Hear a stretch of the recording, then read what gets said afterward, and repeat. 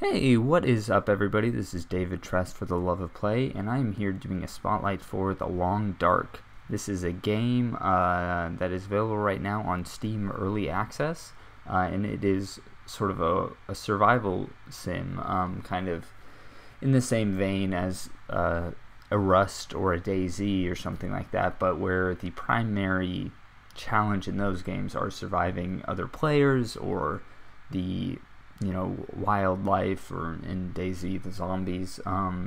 This is much more just about surviving the elements, and you're out there on your own. There's no multiplayer for this as of yet, and I don't think they're planning on putting it in either. And right now, because it is in early access, it's just in alpha right now. All that's available to us is the sandbox. So we're going to give that a try. Hop in. I've only done Mystery Lake so far, so I might kind of want to hop into Coastal Highway, see something new.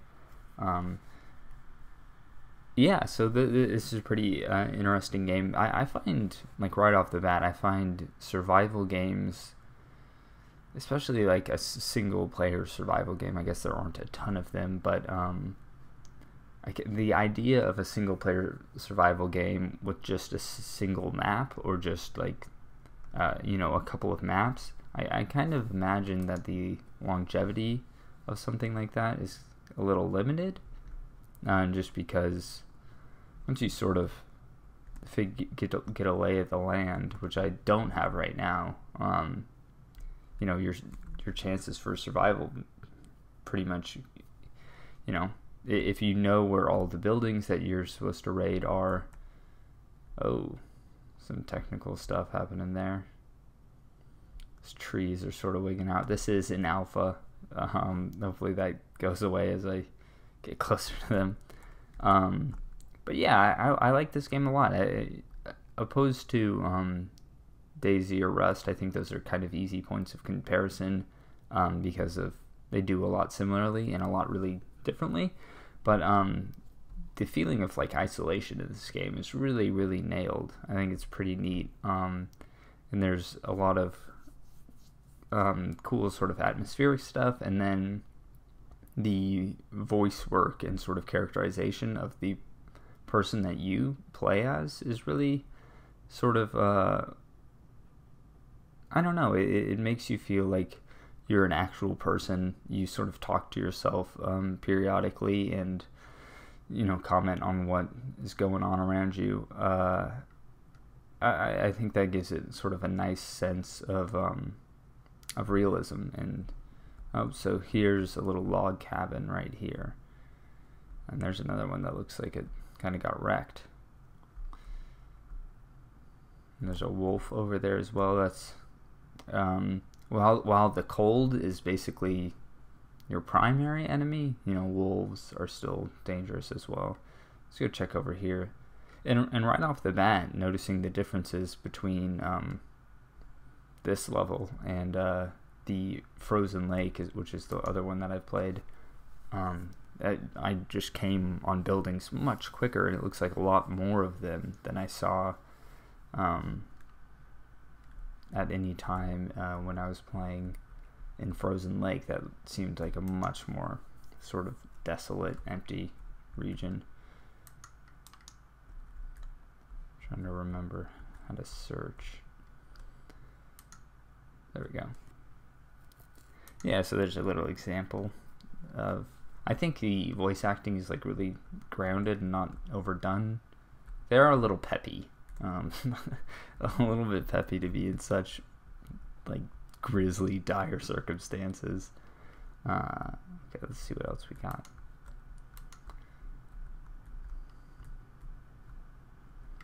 It's a great look too to the game. Like, it's just some of the lighting in here is really impressive. Or not impressive technically, but I think they do a lot with a little bit. Like, I imagine this is coming from a relatively small team. Yeah, but I've been impressed with it so far. I like it. It to me, it feels like basically like you're playing a Jack London story. it's that type of it's a fire barrel. Okay, that's an option. So there are things like that in the world. The majority of the time spent in the game, you're just scavenging, but keeping, let's see, you're resting, which is decreases your fatigue. Keeping warm clothes on and being near fires keeps your cold down. Obviously, eating takes care of your hunger. Drinking takes care of your thirst. And it's basically just a management sim where you stumble around in the snow looking for, any little scrap of something that you can use to benefit yourself.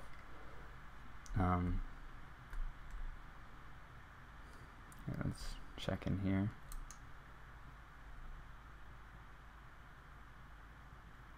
And one of the reasons it's called the Long Dark is that there are really long nights, and one of the big issues that I had with the game immediately is the stuff that you have to do during the day, I feel like is just way more interesting, and you have way more a much wider breadth of options during the daytime. You're really limited. You basically have to find a building and just hang there until the morning, and you can obviously rest, but resting sort of skyrockets your thirst and your hunger. So it's a strange thing where you can stumble in out of the cold right when it's turning dark, and then be at full or really not need anything to eat or drink, and then you have to fall asleep basically because the world is pretty you pretty much don't have an option to explore at nighttime. I mean, you can, but it's really pushing it. It's a pretty dangerous thing to do.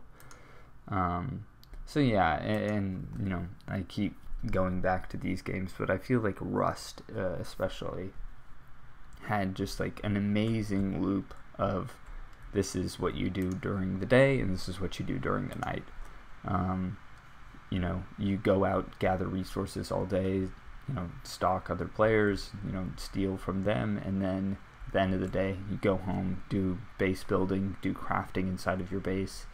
And this, I think they just need to, it's still an alpha obviously, but I think they need to are still in the process of finding out what that loop is going to be.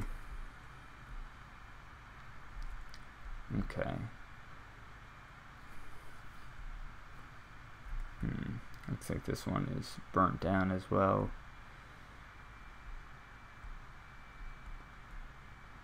I'm interested to see the story, what they have in mind for the story of the game. Because right now you're really not given any context as to why you're here. But I've definitely been enjoying just playing this as in the sandbox mode. It's pretty neat. I kind of like the slower pace of it, and I find you're not gonna have that moment where you're just devastated and super frustrated as you often have in DayZ or Rust. I find when you eventually succumb to the elements or an animal attack in this game, I don't know, I felt more at peace with it, which is good. Okay, what do we got? It's also, kind of slow going. I sort of held off on doing a spotlight for this game at first just because I wanted it to seem somewhat organic, but I also kind of, you want these to be entertaining to watch, so I didn't want to just have play on the other map, for example, and just know everything. It's like, okay, I can go here, there's been a gun here, 2 out of 3 times that I've visited it. There's this watchtower, which is a great vantage point and a good spot to sort of set up as home base. So right now we're not really finding anything that interesting.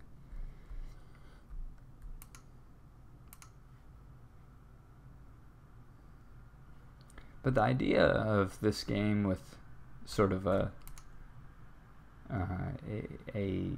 overarching narrative to it, I think would be really, really neat, because they really do nail the feeling of isolation and being out in the cold alone, and I don't mind their scavenging, the way that their scavenging sort of plays in the game. It doesn't really bug me. It's not obviously that engrossing of gameplay. You know, you're sort of just going around and clicking on cabinets and drawers and, you know, anything that you can find. But it is interesting, and it's always exciting when you you stumble over the top of a hill, you know, or a snowy bank, and you've never, you know, might be right on the verge of dying of thirst or hunger, and then you find like a little isolated cabin, and it has exactly what you need. It's a cool little rush. Okay.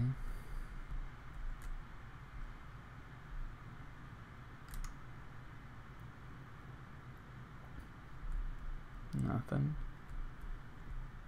It's a fireplace. I could build a fire, but I don't think I have the necessary. I don't have lumber or tinder right now.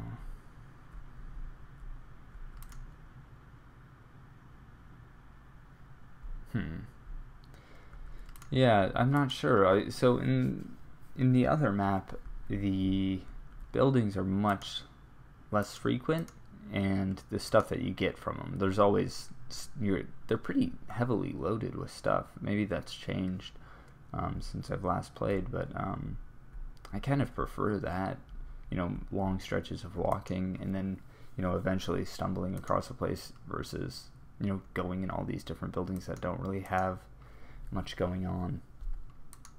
Okay. Boots. Okay. I'm gonna see if any of the stuff that I've been picking up is better than what I got going on. So I think the menu system is handled pretty well. Let's go to clothing. You see this is what I'm wearing, and then your condition. So the ones that I have on are a bit better condition. Little scarf. Do I have another scarf on? Usually it'll just equip stuff automatically, I believe. Maybe it didn't with that. Okay.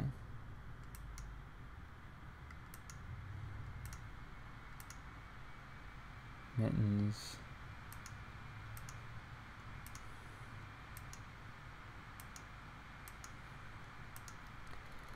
Okay. Cotton socks. I don't think I have socks on.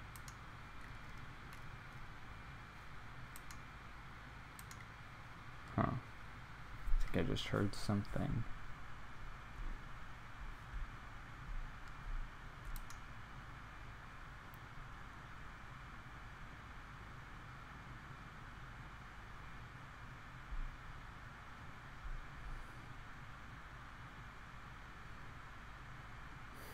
Yeah, that's pretty wacky.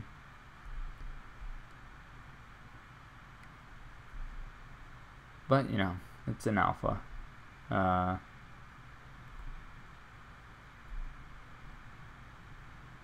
I'm sprinting just so I can sort of see as much as I can during the spotlight. But I guess I probably would be sprinting no matter what, because walking is this is walking, and that just takes a little too long, but it definitely burns through your food.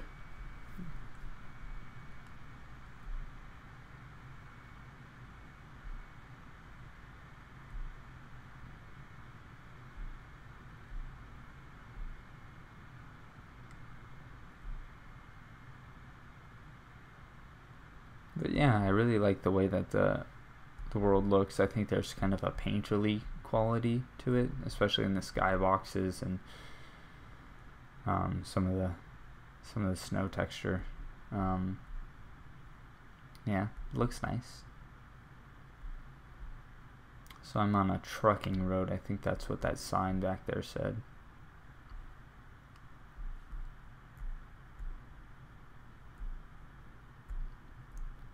Seems like a decent spot to be. Hopefully I'll be able to spot any buildings down below.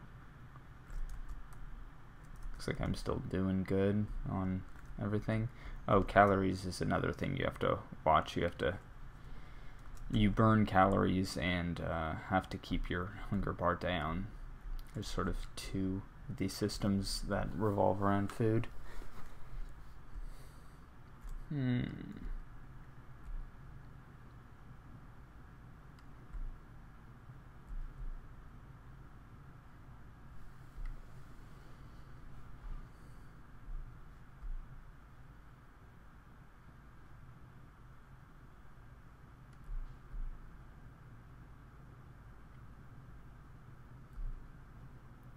I'm kind of curious what's going on over here with all these logs.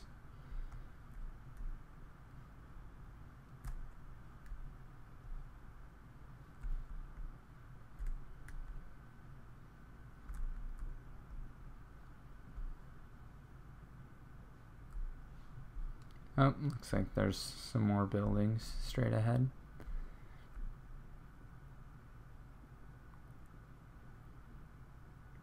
But yeah, in the other level, there's no roads or anything like that, or if they are, they're completely covered in snow.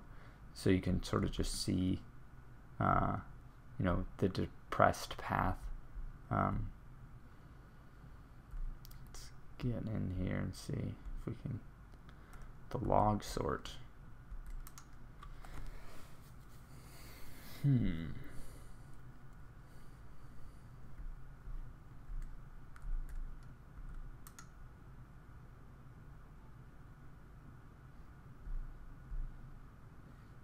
Nothing of value there.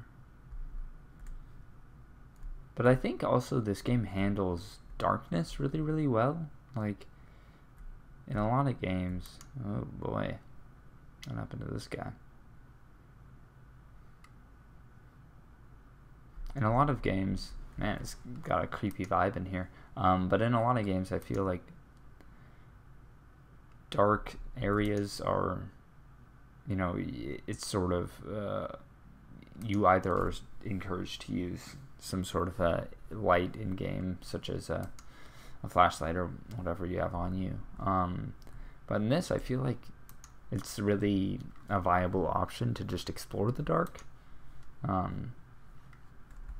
Yeah, I just like it, things seem a little more visible than the average game.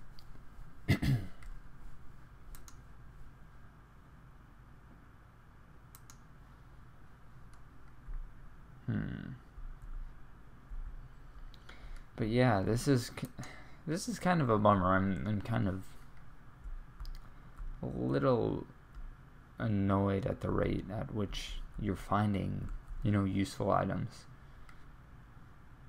Because I really do feel like, you know, it is fun exploring buildings and everything, but if there's just so many of them, it's not that exciting whenever you see one individually. And I think the game's at its best when you're sort of just crunching through the snow and sort of scouting out for your next scavenge site. Okay, granola bar. Newspaper, take that for kindling if we need it.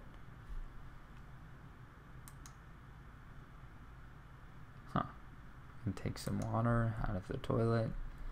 There's also one of the moments where I really started liking this game is I was like dying of thirst, you know, just stumbled into this cabin, was like, you know, if it's not here, then I'm probably not going to make it. If there's no water or anything to drink here, I'm probably done for. And then, you know, searched every, little nook and cranny of the house. No luck. Uh-oh. Oh, that guy's coming after me. So I like searched every nook and cranny of the house, and then, found nothing. And at the last moment, oh jeez. Alright. I don't know what that was. I had not seen that screen before, but I guess I fought him off. But anyway, so I searched the entire house, sort of resigned myself to the fact that, it's probably the end of this playthrough. And then I look over and there's like a wood-burning iron stove. And I sort of had the idea, like, oh, I wonder if I can go, gather up some snow outside and then come in and melt it and boil it and, drink it. And I went outside and ended up being able to totally do all of that. And I don't know, I think that is the exact type of consideration to make a game like this work, that the developer needs to make. They need to make those types of considerations, or else you're gonna feel restricted. You're not gonna feel like you really have. You have to feel like you have a wide breadth of options that will like lead to your survival, or else you can just walk around and enjoy the sights, and then you're gonna get tired of the game. Yeah, I think I'm definitely. I guess I have a risk of infected wounds. I need to. What can I do? I'll use a band-aid here. And then I need to use antiseptic, I guess.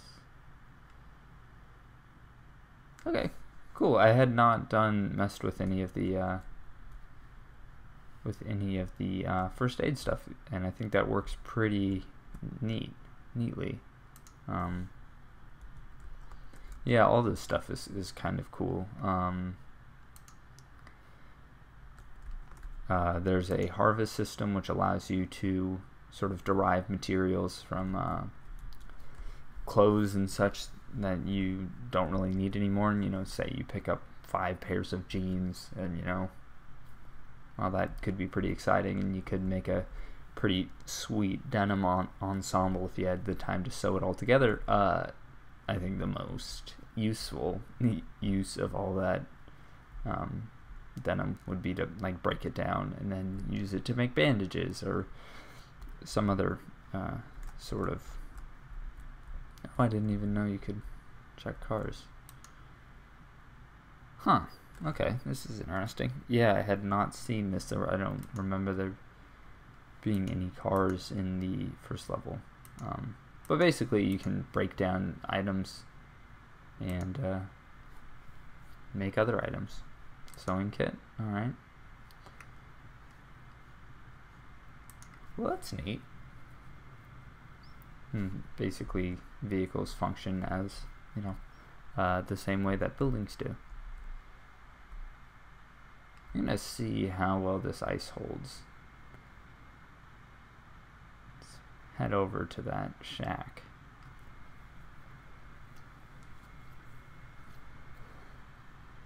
Looks like there's some deer on the horizon.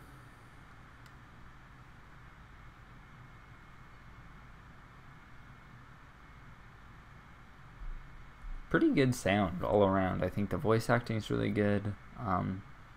Maybe the actual scavenging sound effects could use a bit more variety, but the stomping through snow and running on ice, I think both sound really good. Oh well, that wolf just took down that deer. Nothing there. Okay, some matches. Oh, huh. I don't think I have either of those, but there's a fishing hole there that I could use if I need it. Check this as well. Fishing line, soda, cloth, Some reclaimed wood, in case I need to make a fire. Perfect. Okay. Let's check out what this little island has to offer.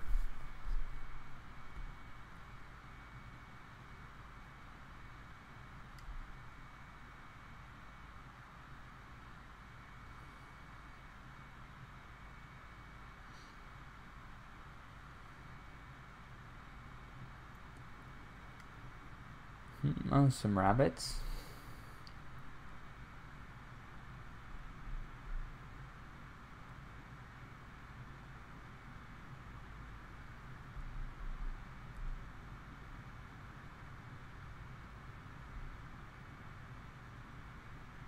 And the way that the weather is depicted is really cool as well. Like, you know, in a situation like this with the sound and the visual cues, there's just no question that like this is cold. You're in a very, very cold situation, and you gotta sort of rush to get somewhere warm, get somewhere which, you know, take shelter.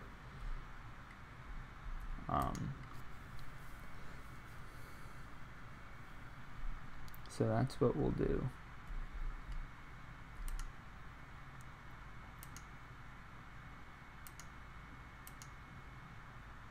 I feel like the dynamic that I was hearing in my last playthrough was a lot more dynamic than this. It sort of seems like this is pretty just boilerplate, reactionary. You know, she could be saying that, you know, about literally anything that I pick up. It's not specific to the to the moment that I'm in.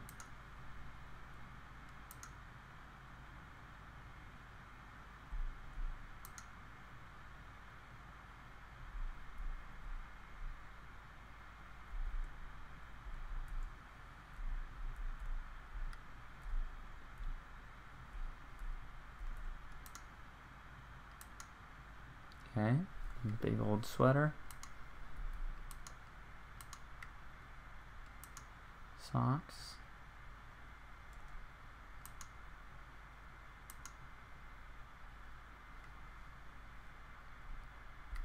Or, yeah, even that, I just think the sound in this game is really impressive. Like, this sound of the wind whipping around outside is just, if you've ever spent time in a cabin or you know, during a rain or a snowstorm, that's pretty dead on. Some coffee.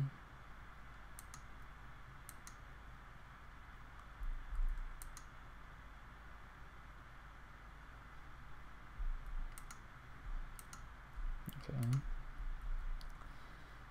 Let's see. Oh man, I already checked.